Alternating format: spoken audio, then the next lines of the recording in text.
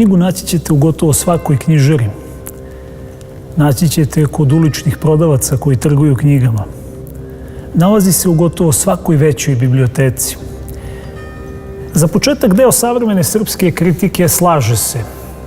3 najveća kratka romana naše književnosti su Prokleta Avlija, Andrić, Kad su cvetale tikve, Mihajlović i Usta puna zemlje, Branimir Šćepanović.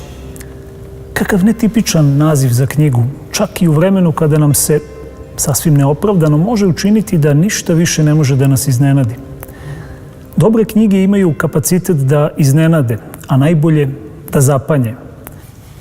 Ovaj roman Šćepanović je objavio 9 godina posle knjige Sramno leto. I ova knjiga doživjela je munjevit uspeh, porediv možda samo sa uspehom Selimovićevog romana Derviš i smrt.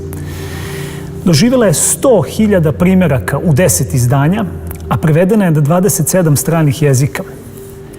To je priča o čoveku koji se ne snalazi, živi u velikom gradu i pošto postaje sve nesrećniji, odlučuje da se vrati u svoje rodno mesto i da tamo učini nešto strašno. Ali put kojim je krenuo neće ga odvesti na željeno mesto.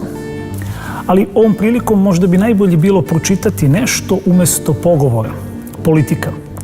Ovom knjigom, koja je Šćepanovićev Starac i more, uvek će moći da se ponosi naša književnost.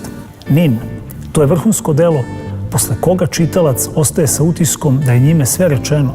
Le Monde, ovo majstorsko ostvarenje srpske književnosti zaslužuje, i to je najmanje što se može reći, da stekne potomstvo.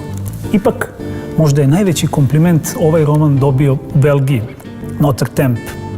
Ovo delo magične snage možda je najznačajnije i najbritkije delo aktuelne svetske književnosti.